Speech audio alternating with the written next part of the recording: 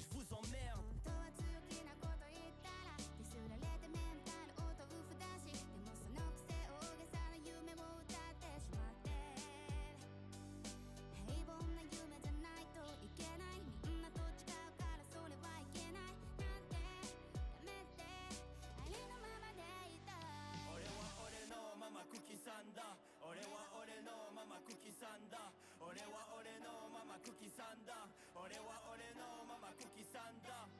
Je suis moi, Yuka est fier. Je suis moi, Yuka est fier. Je suis moi, Yuka est fier. Je suis moi, Yuka est fier. Laissez-moi être fier d'être qui je suis. Différent des autres, je suis différent des autres. Tout va bien tant qu'il y a 2-3 anges qui me suivent. Différent des autres, je suis différent des autres.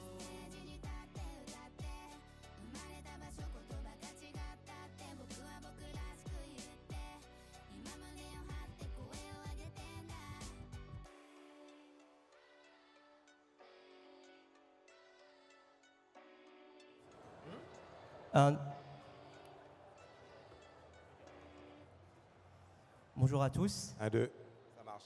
Bonjour. On espère que vous allez bien. Merci d'être là.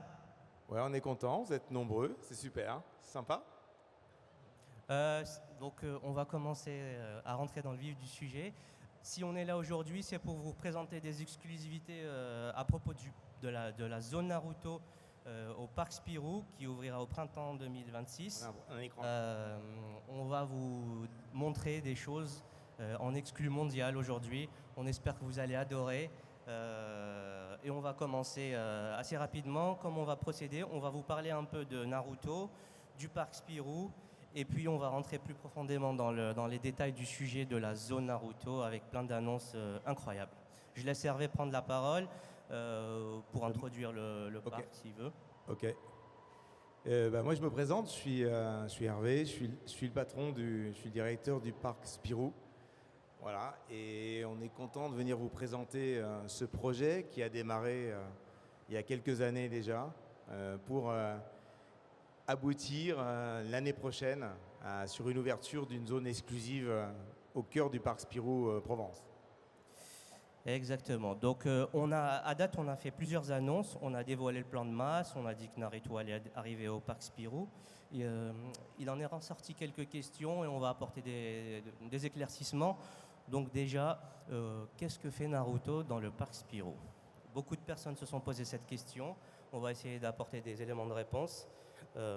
Donc pour commencer, tout d'abord, Naruto, c'est une marque, une IP, qui est dans le groupe Média Participation depuis plus de 15 ans, au travers de Kana, Kana Home Video, Plastoy, ADN. On travaille la marque en 360. C'est une IP très importante pour nous. Comme vous le savez, le manga et l'anime sont terminés à date. On souhaite vraiment continuer à porter cette marque, qu'elle soit encore vivante, qu'elle accompagne encore la jeunesse. Et on s'est dit, quoi de mieux que Naruto dans un parc pour parvenir à fidéliser de nouvelles générations. Hervé va nous parler plus de la relation entre le parc et Naruto particulièrement. Ouais. Alors, le Parc Spirou, lui, juste rapidement, il est né en 2018. C'est un jeune parc aujourd'hui qui reçoit déjà 340 000 visiteurs par an. Et c'est le parc de la bande dessinée. C'est ce qui nous distingue réellement de tous les autres parcs. On est un parc de la bande dessinée, évidemment, à la base franco-belge, puisqu'on y retrouve de nombreux personnages, notamment le Marsupilami, qui est notre personnage phare. Vous allez retrouver Boule et Bill, Kid Paddle, par exemple, Zombillenium. On a quasiment plus de 27 attractions, des cinémas dynamiques également, avec les Schtroumpfs qui nous ont rejoints l'année dernière. Donc voilà, ça c'est je dirais, l'ADN de notre parc, c'est avant tout la bande dessinée, la thématisation.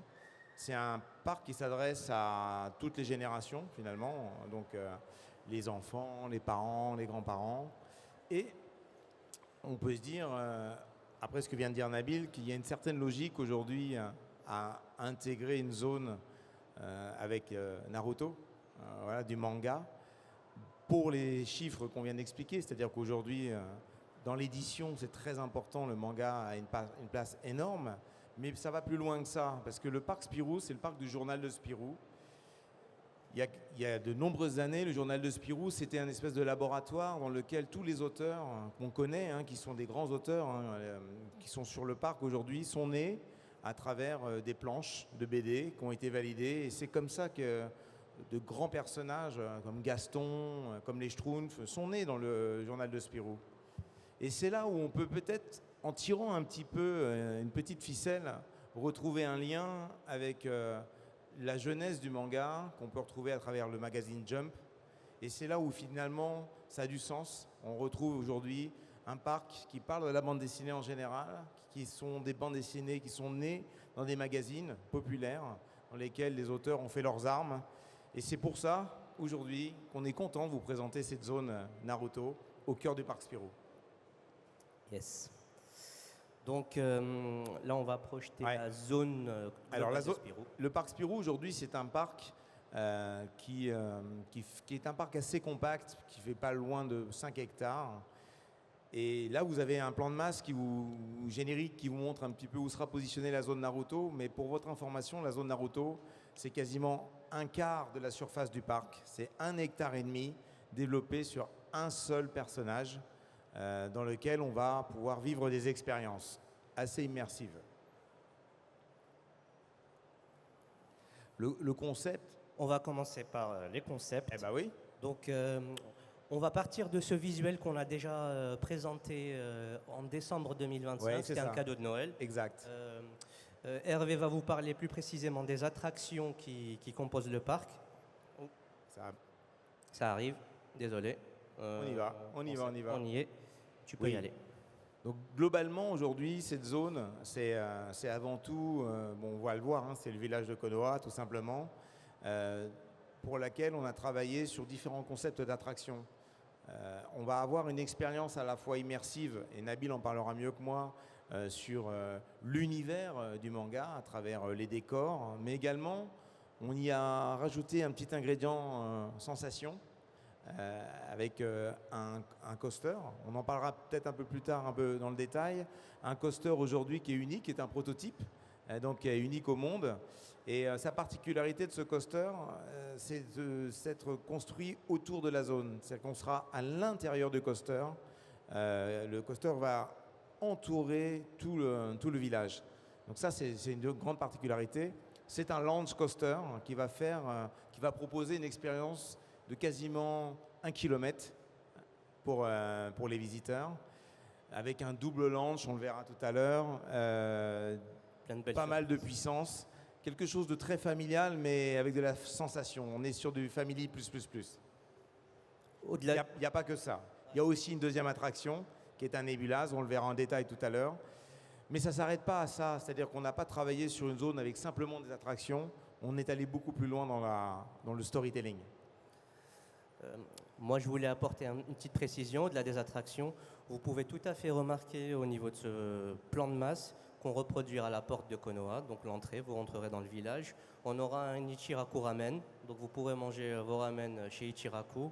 On aura le bureau du Hokage et une reproduction fidèle de la montagne des Hokage, en plus des attractions. Voilà. Et cette montagne, ce n'est pas une montagne qui fait 3 ou 4 mètres, c'est une montagne qui va aller à plus de 15 mètres de haut. On va être vraiment dans l'immersion. Alors, en plus des attractions, on a pensé à un petit concept pour les personnes un peu plus jeunes. Exactement. Et toute la famille en réalité. C'est tiré du concept, c'est tiré de la forêt de la mort. Je ne sais pas si vous connaissez l'examen Chunin de Naruto, si vous êtes là sûrement. Donc c'est un petit parcours qu'on a pensé avec Hervé pour les plus jeunes. Je vous le présente, ça ressemblera à ça. Donc c'est inspiré de l'épisode 27, comme vous pouvez le voir. On reprend le grillage du forêt de la mort et on y met un petit parcours ninja qui permettra à toute la famille de s'amuser, j'espère. Juste pour vous situer l'endroit, il n'était pas sur le plan de masse initial. En fait, ça sera au niveau du secteur là où il y a les arbres. Voilà. Je ne sais pas si tu veux me dire un mot à ce propos. Non, mais l'idée, c'est effectivement, quand on va rentrer dans le village à travers la porte de Konoha, vous allez avoir une attraction qu'on verra tout à l'heure, qui est le Nebulaz, qui est une attraction hyper visuelle, donc qui amène beaucoup de sensations et pas mal de sensations d'airtime pour ceux qui connaissent un petit peu l'univers des coasters. Également, cet espace-là, c'est un espace interactif où on va travailler sur des parcours de ninja. Donc on aura de l'interactivité entre parents, enfants, entre copains, et ça sera animé, donc ça va être assez sympa. Ça, c'est une photo qu'on a publiée il n'y a pas très longtemps pour montrer l'évolution des travaux. Ils ont encore avancé depuis cette photo, vous pourrez le remarquer après. Et à partir de ce moment, on va commencer à rentrer dans les annonces exclusives en fait. Donc là, je vais vous montrer comment, on va dévoiler comment s'appellera cette future zone. Je vous le projette. Donc la zone s'appellera Naruto Konoha Land. Voici le logo officiel. Alors, ce qu'on peut dire, pour tout ce travail qui a été fait, on travaille en direct avec l'éditeur. On travaille avec Shueisha directement, c'est important de le savoir. C'est que l'intégralité de la zone, elle est validée, travaillée ensemble, c'est monté jusqu'à l'auteur. Il y a vraiment un travail d'équipe avec les équipes de médias, Participation et Mediatoon, mais c'est très important de savoir qu'on essaie réellement de respecter, d'être en plein dans cet univers. Voilà. Donc, après le logo, on va passer aux choses sérieuses. Donc là, on va vous dévoiler le concept du roller coaster. La source d'inspiration. Oh, le parcours déjà, désolé, Ouais. je me suis emballé. Ah, le parcours. Alors, le parcours, ce coaster, il n'existe pas encore. Hein. Enfin, il est en train de vous allez voir des photos parce que ce que vous avez vu avant, c'est une zone avec juste des fondations. Et là, le coaster sera quasiment monté dans un mois, il sera fini. Juste le parcours, hein. Il y a un énorme travail autour, mais on va pouvoir le voir. Et vous allez voir quelques photos après. Mais l'expérience qu'on va vivre à travers ce coaster, c'est une expérience qui va être en 2 parties. C'est ça son exclusivité. Vous avez un premier... Alors, c'est un coaster qui fait quasiment 1 km d'expérience visiteur. On va y retrouver, je ne vais pas rentrer dans le détail, mais quasiment une vingtaine, 25 points forts, à sa fois des airtime, des top hats, un spike qui va monter à 30 mètres, un rollback qui va faire plus de 340 mètres. Enfin voilà, il y a pas mal de choses qui vont se passer, mais ce qui est très intéressant, c'est qu'il est traité en 2 fois. Vous avez un repassage en gare au milieu, avec un double launch qui va aller jusqu'à 75 km/h, donc c'est quand même péchu. Et surtout, ce qui est intéressant, c'est que sur la première boucle, vous allez vivre une expérience différente de la deuxième boucle, avec un retour en arrière. Donc on est vraiment dans on part pour 78 secondes, ce qui est quand même assez conséquent dans l'expérience d'un roller coaster. Ça va être long et il va se passer beaucoup de choses. Donc c'est vraiment, on recherche vraiment une expérience différenciante. Maintenant, on va passer aux choses sérieuses. Qu'est-ce que pourrait être ce coaster ?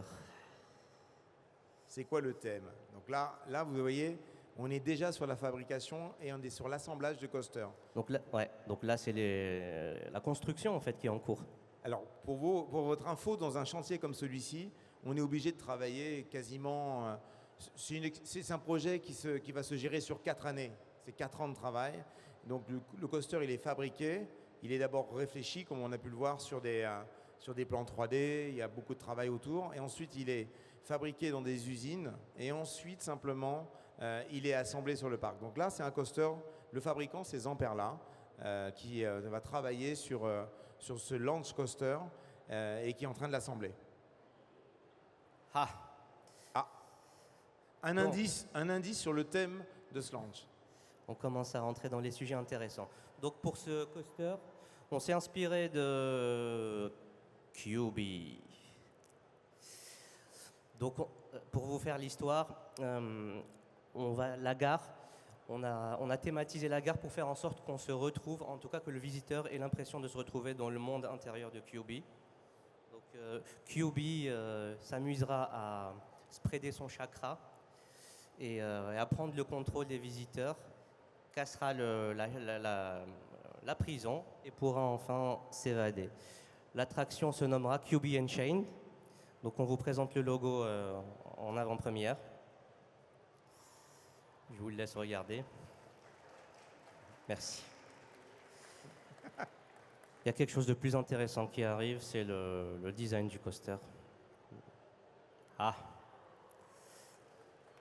Hey. Donc là, vous pouvez voir l'avant et l'arrière. Bien sûr, il y aura des rames au milieu. Évidemment, il y a plusieurs wagons, mais c'est QB qui va vous embarquer dans son aventure. Ça, c'est une projection de la gare. Donc, comme je vous le disais, vous allez arriver dans la gare, vous allez voir QB en face de vous. Forcément, vos émotions, vous allez en perdre le contrôle. Et lui, le coquin, il va en profiter pour prendre le contrôle de vous, casser la prison et sortir tout autour du village. Là, c'est une vue de la gare, vue d'en haut. Et là, on va passer aux sculptures. Donc, comme vous a dit Hervé, c'est un travail collaboratif entre l'usine de fabrication, nous, les ayants droit japonais. Donc, comment ça se passe concrètement? On fournit du matériel officiel à l'usine, des settings, des éléments graphiques, des références de couleurs, de personnages aussi. Eux commencent à travailler, nous font des propositions, on fait nos retours, les corrections, qu'on va soumettre ensuite aux ayants droit japonais, qui eux derrière feront leur retour également. Et c'est un travail d'équipe justement jusqu'à arriver à ça. Donc ça, c'est le résultat peint terminé du coaster. Donc, comme vous pouvez le voir, le détail est assez impressionnant, je trouve. Je ne sais pas ce que vous en pensez. Ça vous plaît? Voilà. C'est sûr que QB, on a choisi. Alors, pour aller plus loin dans le détail, en fait, on a choisi un launch coaster parce qu'on voulait de la puissance et de l'accélération pour qu'on ait cette sensation d'énergie qui se libère à un instant T. Et on est sur un roller coaster qui va nous emmener dans de l'émotion, je peux vous le garantir. Et avec le SPAC de 30 mètres, ça va pas être sympa quand on va arriver tout en haut.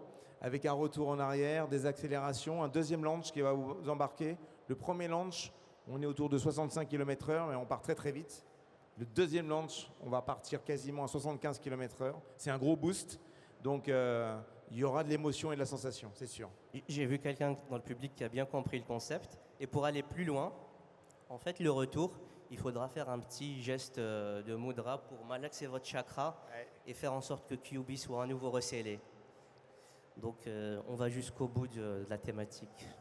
Là, on vous montre des photos de l'évolution de l'élaboration du coaster en usine. Ça, c'est le résultat final d'un des wagons. Ça, c'est l'assemblage à l'usine. Et ça, c'est QB en entier.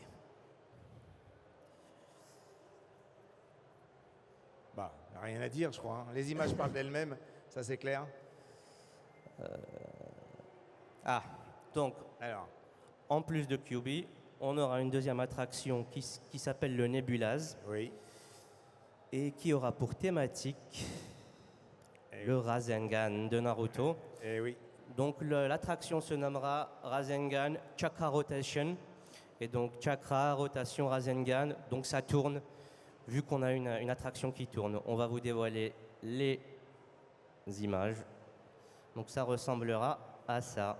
Je ne sais pas si tu veux dire un mot à propos du Nebulaz. Le Nebulaz, c'est une attraction extrêmement visuelle, impressionnante de par son mode de fonctionnement. Là, on ne l'a pas mis en animation, mais tous les bras que vous voyez là vont se mettre à tourner les uns avec les autres. Et c'est assez exceptionnel. Exactement. Et ce qui est sympa, c'est qu'on a des sensations d'apesanteur. On est sur des airtime et c'est très sympa. On est réellement on est clairement dans une boule d'énergie qui tourne dans tous les sens. Et ça collait super bien avec l'univers de Naruto. En sachant que cette zone, finalement, elle nous parle de qui? Elle nous parle de Naruto. C'est pour ça que vous avez retrouvé QB, c'est pour ça que vous avez retrouvé le Rasengan. On est réellement autour de ce personnage. Donc, on s'est inspiré pour le Nebulaz, on s'est inspiré en fait de l'entraînement de Naruto avec Jiraiya, qui se situe entre les épisodes 86 et 96. Je vais vous montrer différentes vues du Nebulaz. Donc là, c'est de face. Je vous ai mis les références couleurs pour vous montrer qu'on a essayé de rester le plus proche possible de l'univers Naruto. Les petites bandelettes ont la même couleur que la veste de Naruto. Au niveau des ceintures de sécurité, c'est le noir de Naruto. On y a rajouté des kunai et des shurikens pour rester dans le terme ninja. Et la sphère de Rasengan qui sera illuminée la nuit. Là, vous avez une vision plus détaillée au niveau des nacelles. La boule de Rasengan. En sachant que ça sera illuminé la nuit, évidemment. Ouais, là, une petite simulation nocturne. Bon, ça sera beaucoup plus joli en vrai, hein, je vous garantis. Donc ça, c'est une nébuleuse. Je vais vous montrer des images maintenant de l'évolution de la fabrication en usine. Donc les prototypes, tout comme QB, on fait des briefs à l'usine, ils nous font des propositions qu'on explique aux ayants droit japonais, ils nous font leur retour et ensuite on règle ça avec l'usine. Ça, c'est le résultat final. Et ça, c'est l'attraction livrée au parc qui sera bientôt montée. Donc, comme vous pouvez le voir, moi je trouve que les couleurs, elles sont extra. On est vraiment dans la thématique Naruto.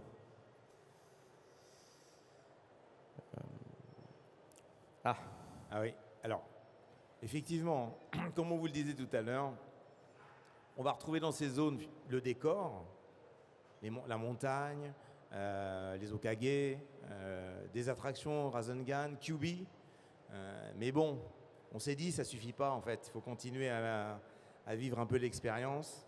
Du coup, on est parti sur la création des personnages en taille réelle, finalement. Je vais laisser la parole à Nabil, parce qu'il est parti les voir au Japon. Et vous allez pouvoir rencontrer une galerie de personnages incroyables. Donc, comme disait Hervé, pour compléter l'expérience en fait au parc dans la zone Naruto, en plus des attractions, il n'y a rien de mieux que de partager un moment avec ses personnages préférés. Donc, on vous a prévu des statues taille réelle. Aujourd'hui, je ne peux pas encore tout vous montrer. Je peux juste vous dire que c'est en très bonne voie, que la qualité est incroyable. C'est fait par une entreprise qui s'appelle Design Coco. Donc c'est une entreprise qui est basée au Japon, à Sendai, Oui. qui a des bureaux à Tokyo, à Sendai et à Miyagi, si je ne me trompe pas. Ils sont spécialisés dans la figurine de petite taille et de grande taille. Ils ont travaillé beaucoup sur du Naruto, sur du One Piece. Ils ont un barbe blanche de 2 mètres incroyable. Et du coup, on est passé par eux pour créer ces figurines inédites. Donc, comment ça s'est passé? On a imaginé les personnages comme on aimerait les voir dans le parc. Oui. On a fait valider ça par les droit japonais. Et ensuite, on a proposé les designs à Coco qui nous ont proposé des 3D. Et des designs exclusifs, on peut le dire. Voilà. Donc là, c'est une petite photo inédite de future taille réelle. Donc, comme vous pourrez le voir, il y aura Naruto et Orochimaru. Entre autres. Entre autres, pas que. Les autres, on les dévoilera un peu plus tard. Ah oui. Aujourd'hui, c'est juste pour vous montrer un peu la qualité de la figurine. Je ne sais pas ce que vous en pensez, vous. Il n'y en aura pas que 2, hein, je vais vous promettre. Il n'y en aura pas que 2. Et il y aura des personnages balèzes. Que dire d'autre encore? On peut aussi dire qu'on aura une magnifique librairie. Oui. À l'intérieur, donc évidemment, c'est le parc de la BD, donc on va retrouver un univers. Et cette librairie, c'est un bâtiment connu, non? Moi, je vais pas en parler. En fait, la boutique du Hokage, je ne sais pas si je peux revenir en arrière. Ah, tu peux? Ouais, je peux. Je vais essayer de revenir sur le plan de masse pour être plus explicite.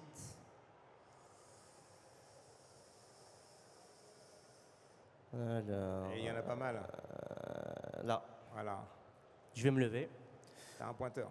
Donc vous voyez la montagne du Hokage. En fait, l'entrée du coaster se trouvera à l'arrière de la montagne. Vous rentrerez par l'arrière. Vous ferez votre tour de coaster et la sortie se fera à l'avant, par la maison du Hokage. Dans cette maison du Hokage, vous aurez 3 endroits distincts. Le premier endroit qui est à gauche, c'est l'endroit où vous pourrez récupérer votre photo.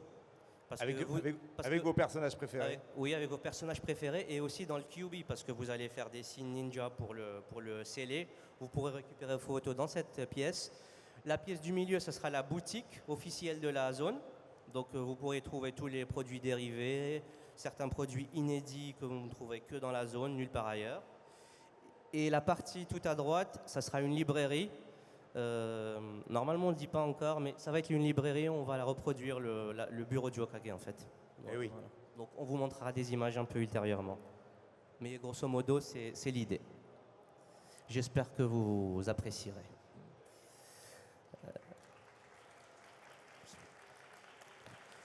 Pour finir, je ne sais pas si on peut prendre des questions du public, quelques questions. S'il y a des questions, Je ne sais pas si vous avez des questions micro, par là. rapport à la zone. N'hésitez pas, le micro, il est là. Si quelqu'un a une question, oui, vous pouvez. Il y a un micro juste ici, vous pouvez.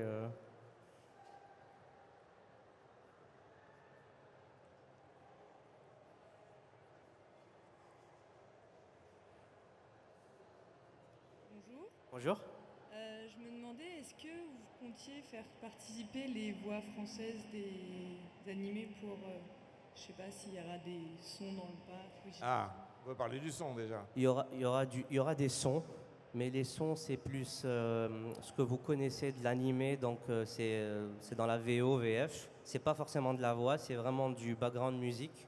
Ça, c'est prévu. Par contre, les voix à date, on n'a pas prévu ça. On a prévu beaucoup de choses, mais pas les voix françaises à date. Peut-être qu'il y aura des projets qui pourront se faire avec eux. Oui. Ce que je peux déjà vous dire, c'est que quand vous serez dans le coaster, il est sonorisé. Il y a du son à bord. Voilà. Oui, Merci beaucoup. de rien. Il y a le micro juste ici, si vous pouvez.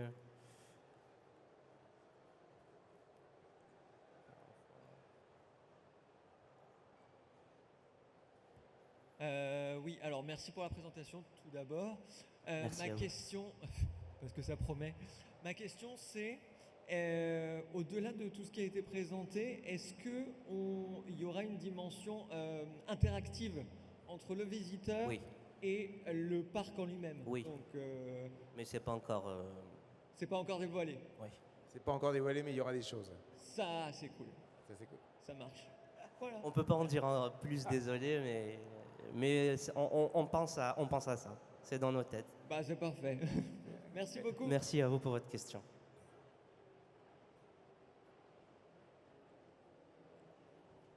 Je suis un petit peu petite. Bon, déjà, bonjour. Bonjour. Je suis Nata, je suis cosplayeuse d'Inata, voilà. Et en fait, déjà, j'ai plein les yeux avec votre projet, c'est juste incroyable, voilà. Merci beaucoup. Et en fait, ma question, c'était, vous savez, à Disney, on n'a pas le droit de se cosplayer, c'est que le staff qui se permet. Est-ce qu'on pourra venir justement cosplayer Oui.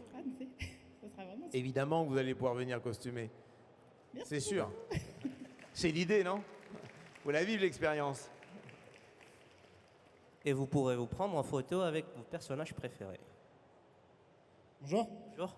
Moi j'avais une petite question. Je voulais savoir en termes de restauration, est-ce que vous recomptez recréer un peu l'espace du Ichiraku Ramen?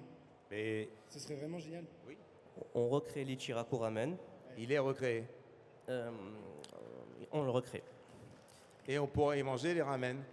Et j'avais une deuxième question. Si jamais tout ça fonctionne bien, est-ce qu'après, plus tard, vous comptez vous orienter vers une autre licence en collaboration, genre One Piece ou autre? Si jamais c'est... Ah ouais, non mais on n'a même pas fini la première zone qui est déjà, on est déjà en train de parler de l'avenir. Ceci dit, c'est une bonne question. On a Comment beaucoup dire d'idées. Hein? On a beaucoup d'idées. On a pas mal d'idées et on a aussi des projets pour cette zone également. Elle peut aussi grandir. Mais ça prend des années à mettre en place, donc il faut être patient. Mais oui, dans l'absolu, c'est un test, hein, c'est une première mondiale d'ouvrir une zone parc comme ça en dehors du Japon sur une IP japonaise. C'est vraiment la première fois dans le monde. C'est la première zone. Donc c'est un test pour beaucoup de monde, nous, les Japonais aussi. Donc au fil de l'expérience et de ce que ça va apporter, ce que ça va montrer, je pense que ça fera avancer les choses dans le sens, Oui. dans ce sens-là. Ok, je vous remercie. Pour vous répondre assez simplement, le journal de Spirou, c'est beaucoup de licences. Vous avez toutes les licences du journal de Spirou, donc demain on peut imaginer plein de choses. Bonjour. Bonjour. Je voulais savoir, vous avez parlé d'une librairie et je ne sais pas si vous avez prévu de faire une boutique avec des produits inédits, du merch qui est Oui. vraiment inédit à la... Oui, il y aura Alors, donc la oui, oui. dans le bâtiment qu'on vous a montré qui est au pied de la montagne, vous avez une partie librairie et vous avez aussi une partie avec des produits qui vont être présentés à l'intérieur, avec une spécificité, c'est qu'il y aura des produits collector uniques au parc, évidemment que vous trouverez que ici, et bien sûr toutes les gammes de produits qui sont autour de l'univers de Naruto. Donc oui, c'est prévu. Évidemment.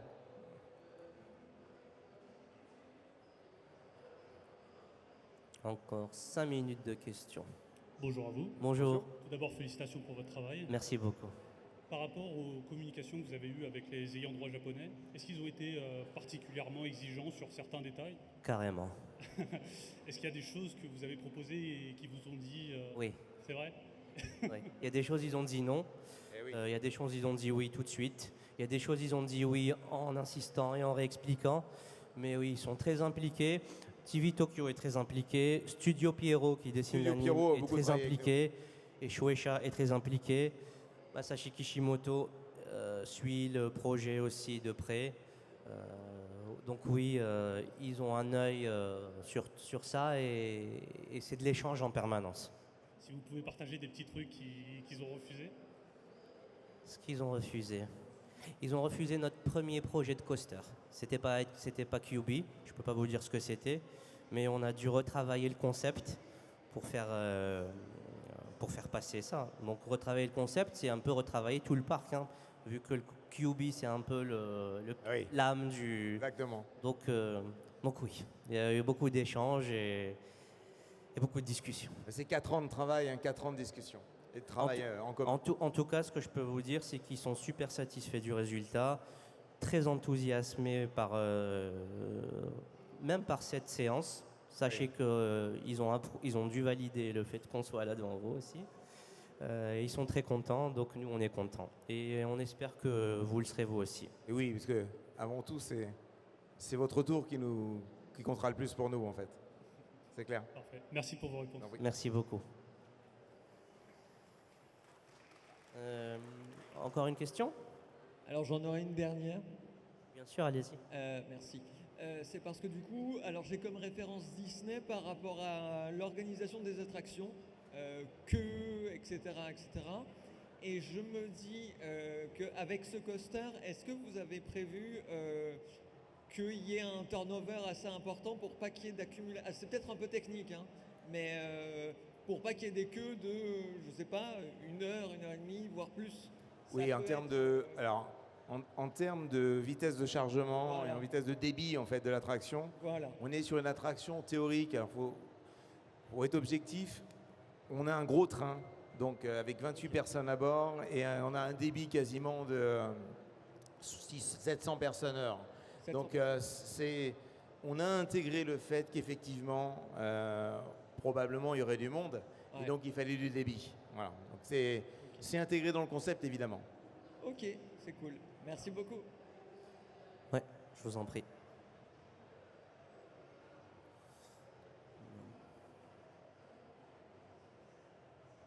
Bonjour à vous. Bonjour. Bonne référence au niveau Disney. J'ai vu les formations sur le parc il y a quelques années, mais j'ai pas eu plus de détails. C'est la première fois que je vois les photos. Mais en référence à Disney, est-ce que vous avez pensé à des auberges ou hôtelleries sur le thème de Naruto pour passer la nuit?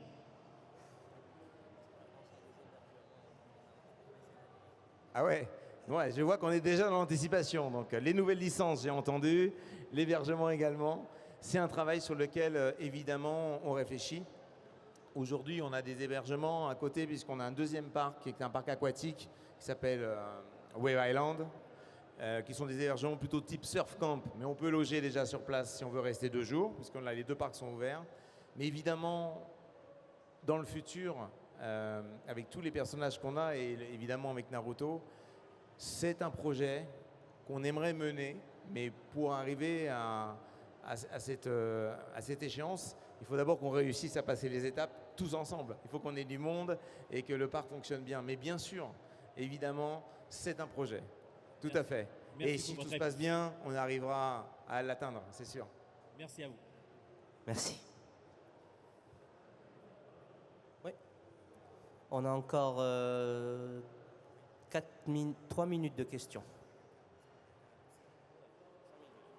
3 minutes de questions. Bonjour. Bonjour. Merci pour votre présentation. Bonjour. Merci à vous. Donc ma question c'était par rapport à l'âge, vu que Naruto c'est une licence qui peut toucher un public assez jeune, pré-ado, voire moins. Vous avez conçu la zone pour être accessible dans sa globalité à partir de quelle tranche d'âge environ?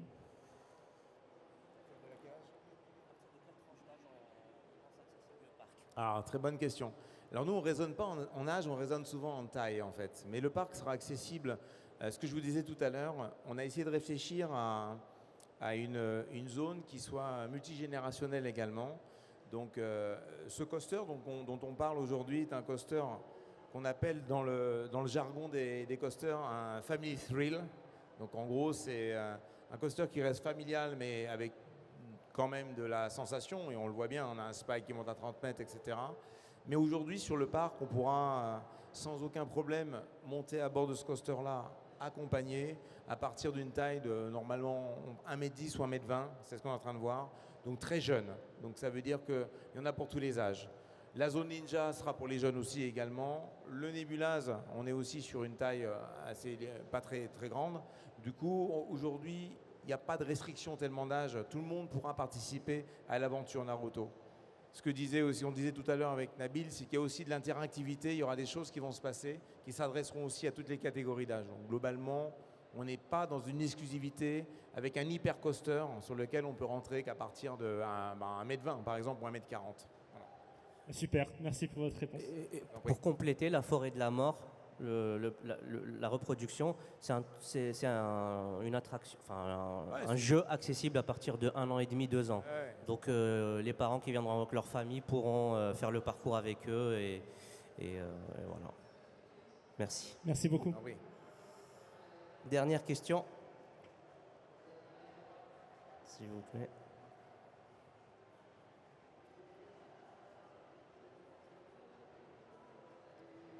Bonjour. Bonjour. Bonjour. Alors, ma question, c'est en fait, quand j'ai vu l'annonce de Parc Spirou qui fait une parc d'attraction avec Naruto, j'ai été super content. C'est un de mes mangas préférés. Et j'ai eu des échos, des retours disant pourquoi faire un parc Naruto dans un parc français, belge, en Ouais. sachant que voilà, c'est bande dessinée et là on est sur le manga quand même. Je voudrais savoir la motivation. C'est ce qu'on expliquait au début. Alors, vous n'avez peut-être pas été au début de la présentation. J'ai pas tout entendu. C'est pas grave. On va le synthétiser assez rapidement. Le parc Spirou, c'est le parc de la bande dessinée, franco-belge bien sûr, puisqu'on y retrouve tous les personnages comme Marsupilami, Boule et Bill, Lucky Luke, Kid Paddle, etc., Gaston. Et tous ces personnages sont nés aussi dans un magazine qui s'appelle le Journal de Spirou. Donc en fait, c'est le parc du Journal de Spirou. Donc on a également dans le monde de l'édition aujourd'hui un phénomène qu'on ne peut pas négliger, qui est le phénomène du manga.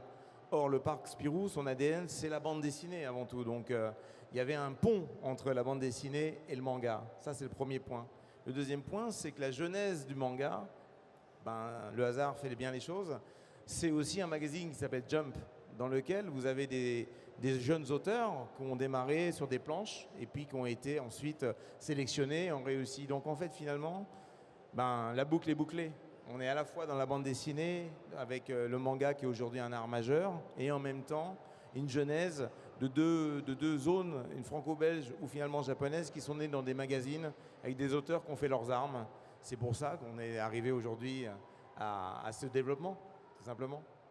Et Naruto a été le premier projet que vous vous êtes imaginé ou c'était Oui. il y a eu d'autres projets mais qui a été refusé?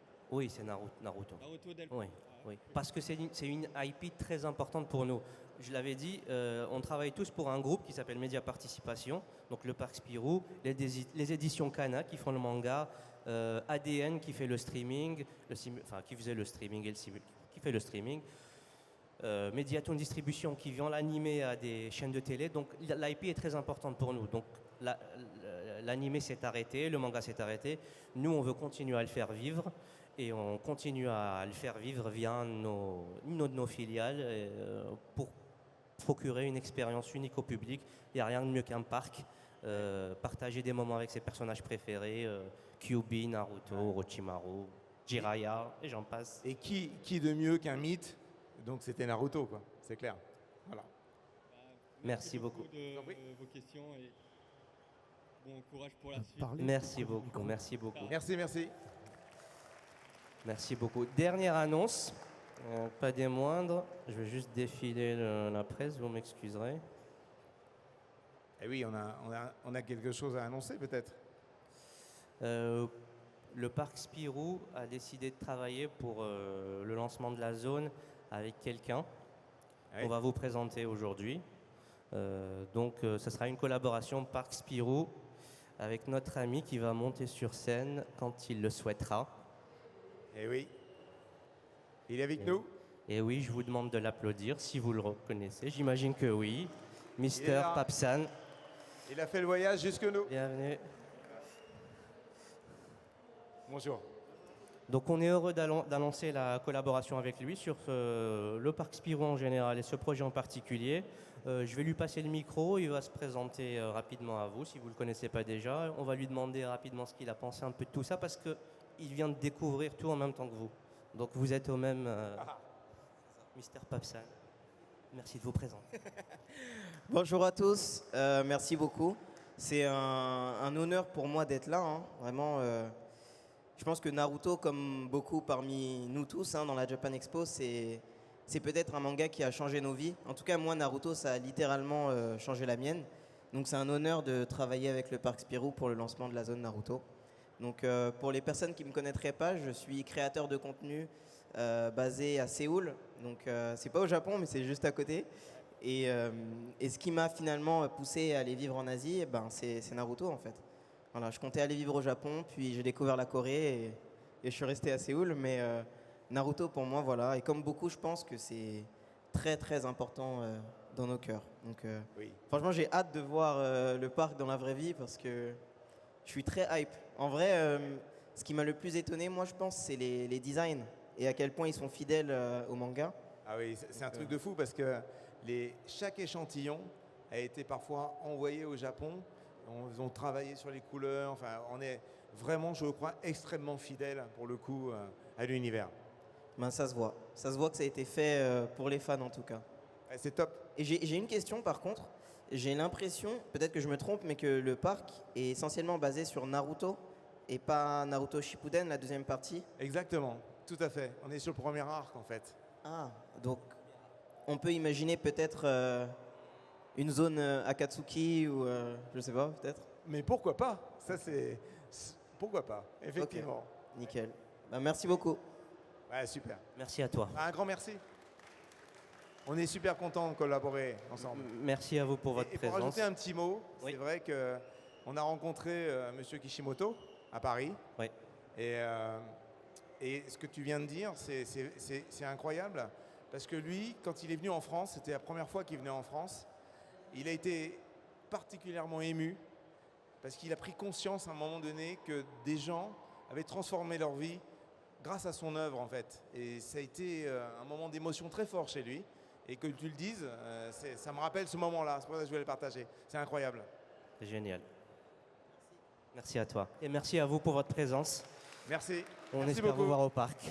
Voilà. Et restez branchés sur les réseaux sociaux du Parc Spirou. Il y a encore plein de choses qu'on va vous annoncer. Il y a pas mal de révélations qui vont encore venir. La folie. Et puis on vous attend en 2026. On est là, on sera prêts. Merci beaucoup, merci.